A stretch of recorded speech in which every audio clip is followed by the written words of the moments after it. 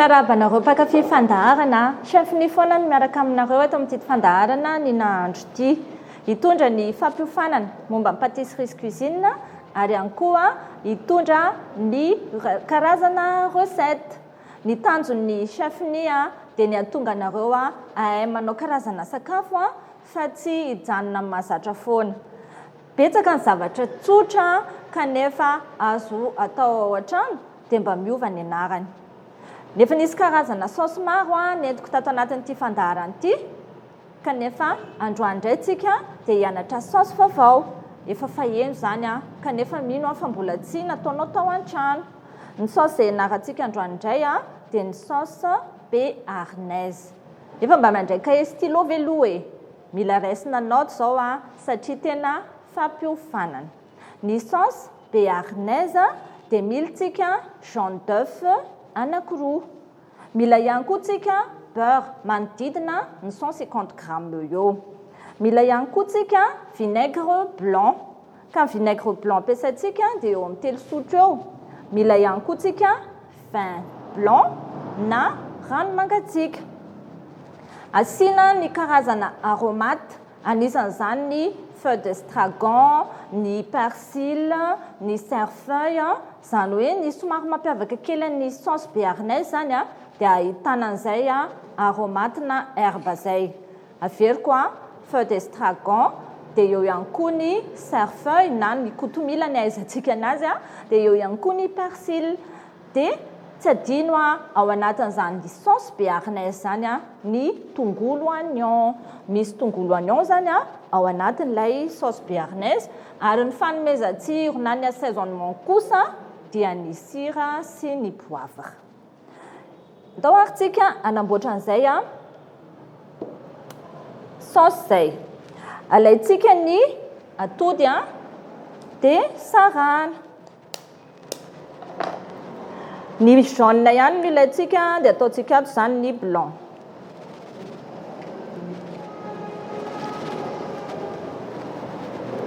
Ataoko ato ilay jaune d'œuf.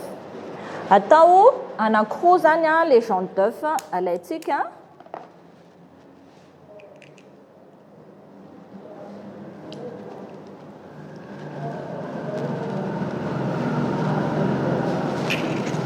Dia rehefa vita izay dia raisitsika indray ny oignon dia voasana iny efa nampianarina hoe ny gaz alefany aloha rehefa tsy te hitomany alefany ohatr'izao dia rehefa avy eo alaina mihitsy ilay couche iray voalohany dia miala tanteraka ho an'ilay oignon. Mila zany tsika oignon anankiray. Alaitsika izy ity dia émincena kely. Atao manify kely izy zany émincena kely izy ataontsika eo.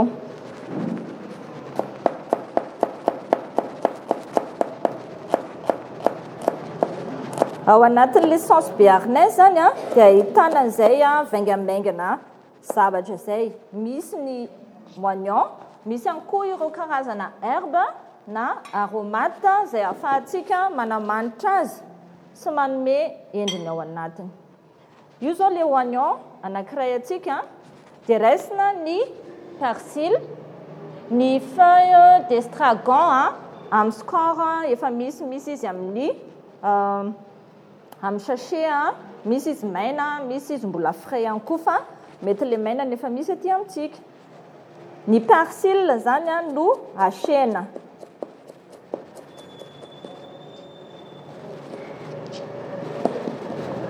Asena tsara zany ny persil. Toy izay koa ny cerfeuil. Inona moa mahasamy hafa ny persil sy ny cerfeuil? Azo lazaina ihany izy hoe persil plate dia ny anankiray persil frisé. Les cerfeuil zany dia kotomila no ahafantarantsika anazy aty.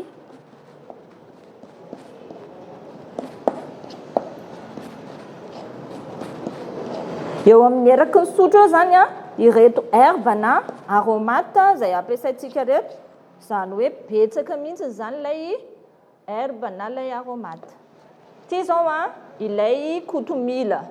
Mino fa hainareo manavaka azy ny anankiray tsinona persil be ohatr'izao a dia ny anankiray kotomila. Alaina koa ny feuille-any a dia tangosana dia rehefa voatango izy a dia asena ohatran'ilay persil frisé teo ihany. Ohatran'izay a. Ity izao mila maromaro tsika satria somary malemilemy ilay feuille. Tangosana ohatr'izao a. Raha ohatra moa tianao ilay brun na ilay tahony a dia azo alefa ihany koa.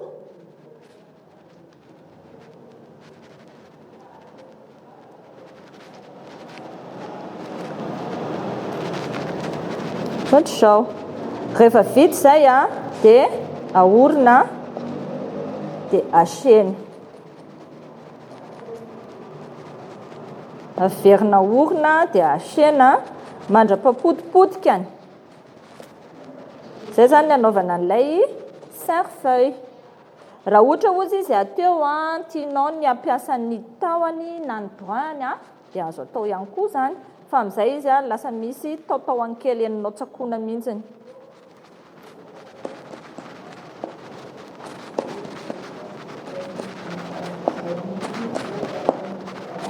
Zay efa mihaché zao izy a.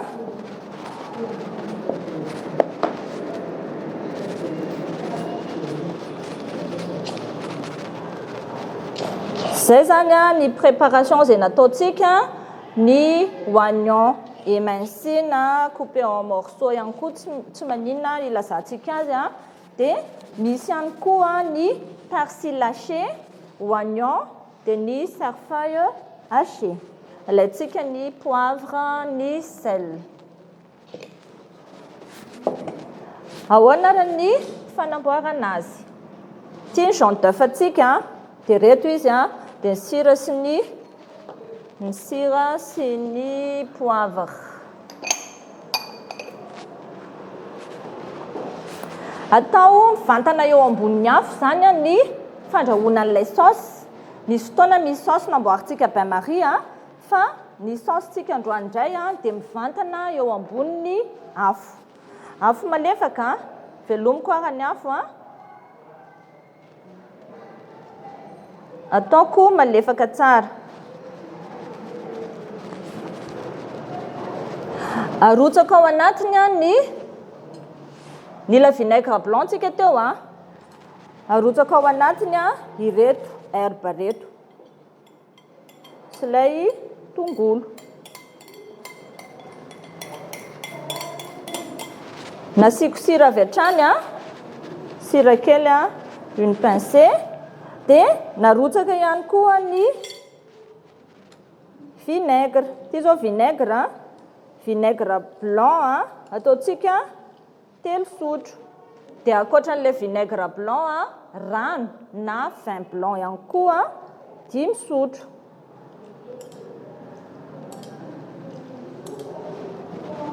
Ireo zany a ny zavatra nataontsika tao. Dia andrahoina kely mihitsy ny aloha.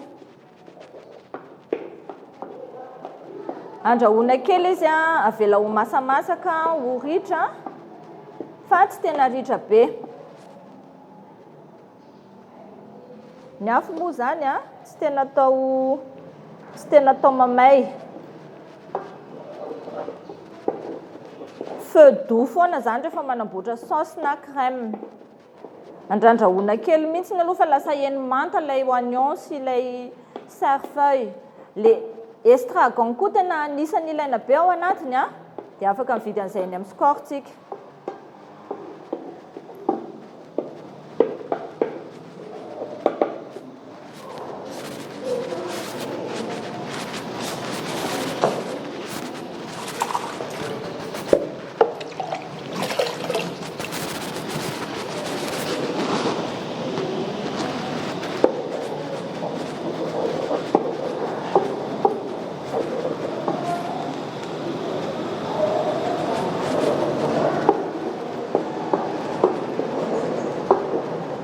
Atao malefaka tsara mihitsy le afo a.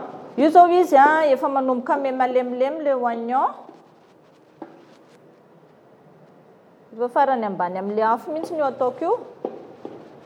Dia rehefa kelikely le rano mba miekena efa mekelikely izy io dia arotsakitsika ao amin'izay ilay jaune d'œuf.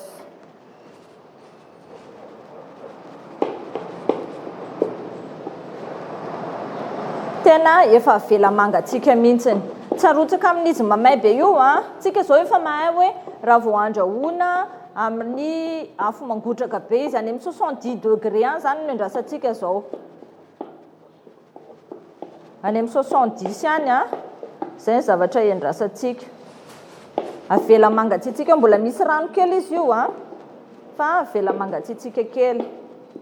Efa masaka ny oignon, tsy loko fo hoe amin'izay izy rehefa avy eo. Mbola mafana zao zany. Ahoana ny ahafantarako hoe efa any amin'ny 70 zaka ny tanako ty hafanany ty. Dikany avelantsika angatsika kely eo aloha izy fa andaotsika iresaka ny mombamomba azy.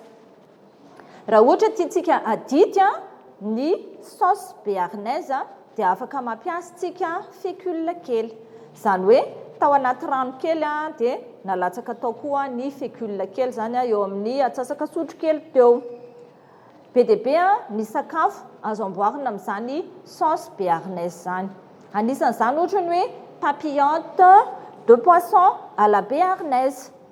Ny atao hoe papillote dia ohatra akaiky indrindra angamba no raisiko hoe ny papillote ny banane zao dia ny mofo akondro, mofo ravina reny.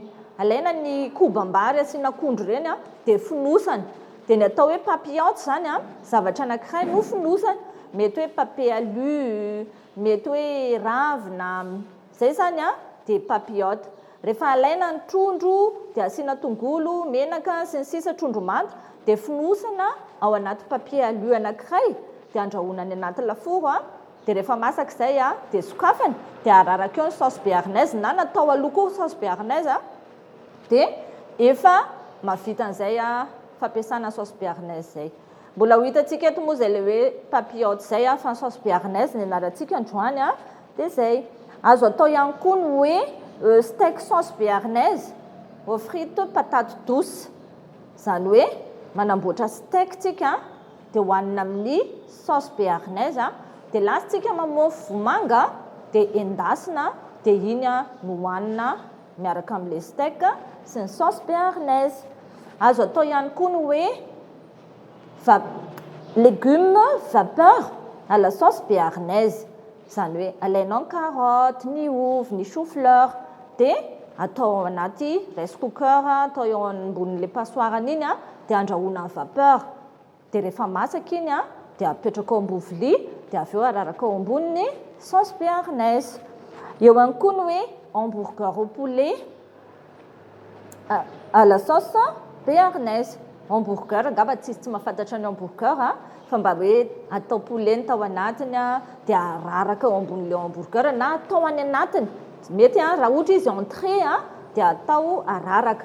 Fa rehefa ohatra izy ka atao karazana goûter dia elanelanina amin'ilay zavatra ao anatiny ilay sauce béarnaise.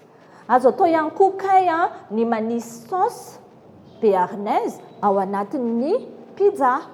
Zany hoe rehefa voapetrapetraka daholo ny rehetrarehetra alohan'ny idirany fromage dia manamboatra sauce béarnaise kely dia araraka ao anatiny ao zay vao mirabe fromage. Ary farany mbola mety recette azonareo jerena ihany koa ny hoe croque monsieur poulet béarnaise. Zany hoe croque monsieur reny karazana pain de mie izay nasiana charcuterie ao anatiny dia rehefa avy eo ndrapena fromage be dia zay koa le croque monsieur ka ao anelanelan'ilay pain de mie anankiroa miaraka amin'ilay charcuterie dia sauce béarnaise natao tao anatiny. Rehefa amin'ireny moa ilay sauce dia somary atao épaisse kokoa zany hoe atao matevitevina kokoa.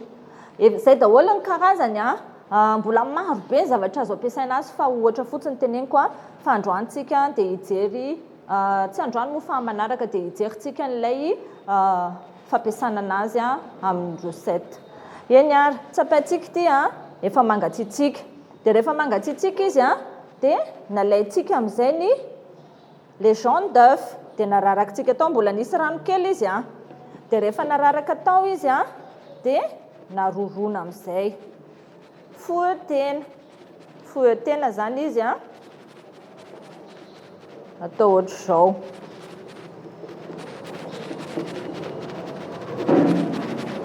Rehefa lasa misy mosy izy miaraka amin'ireo karazarazana aromate sy oignon ireo échalote koa azo itenenana ny oignon dia rehefa manomboka mandroatra zay izy misy hafanana kely amin'izay zany izy amin'izao fa tazomina eo amin'ny 70 degré eo, zany hoe tsy hangotraka mihitsiny. Tsy hangotraka mihitsiny izy fa tazomina eo fotsiny ilay hafanana.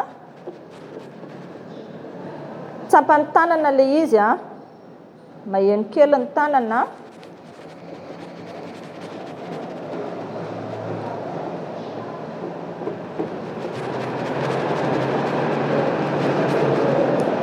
Ty moa zany dia ampiakarintsika tsikelikely fa sao dia mahay tampoka dia manjary simba le saositsika. Ny zavatra mety hitranga mety hoe mivadika mihitsy ny saosy, tena mivadika izy fa raha arahanareo tsara ny zavatra atao dia tokony tsy hivadika. Rehefa manomboka somary misy mosy izy, tsapaintsika ihany aloha fa sao dia tsy mafana.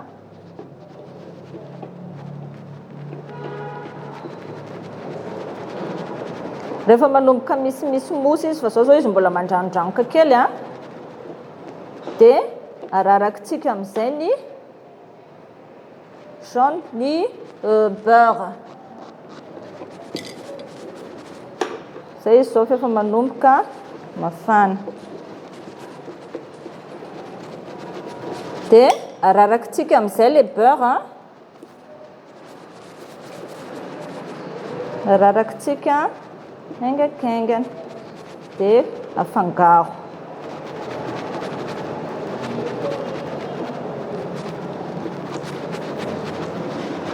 Mafana ihany izy fa tsy mafana be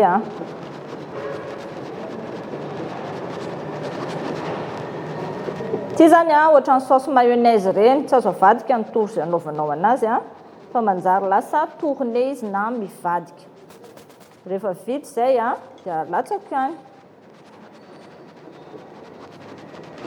Rehefa miverina lasa crème izy na saosy épaisse dia arotsako indray ny beurre manaraka. Misy mahasamy hafa anazy kely zany tamin'ny hollandaise sy ny béarnaise. Ny hollandaise natao bain marie fa ny béarnaise natao direct fa natao teo amin'ny hafanana 70 degré. Toy izany zany ilay saositsika.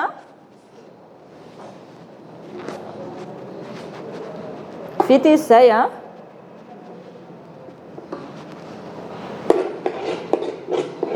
mahazo saosy ohatran'izao. Adiniko kely teo fotsiny asitsika sira kely, safana asitsika moa izy teo. Asitsika kely sira sy poivre tsara izy aloha dia nafangarontsika tsara tao izy mba hanome tsirony dia vita zay dia iny ilay saosy béarnaise. Ao anatin'ny saosy béarnaise zany dia malotoloto kely mijery anazy satria misy an'ilay herbe isan-karazany tao anatiny tao. Misy oignon ihany koa izy fa ny tena fahita ao anatiny zany dia ny persil, ny cerfeuil ary ny estragon. Saosy izy miveriko teo hoe azo atao anaty saosy pizza izy haingona kely amin'ny persil izy raha ho présentena amin'izao ilay saosy haingontsika kely amin'ny persil toy izao toy izao indray ilay saosy béarnaise izay nataontsika dia azo ampiasaina izy teo izy nisy hoe pizza, nisy hoe gratin, nisy hoe croque monsieur fa efa henonareo daholo izy teo dia mba mamerina ny an-trano. Azo hinanana pomme frite ihany koa izy tsy maninona ohatrany hoe mayonnaise ihany. Izay indray fandarantsika androany dia aza adino ny manaraka ny fanentanana amin'ny fampiofanana izay atolotra CFPNI dia tongava mianatra aty amin'ny CFPNI fa marobe ny filiara ao anatiny izay hoeninareo amin'ny toerany avy eo. Izay indray fa manaraka indray.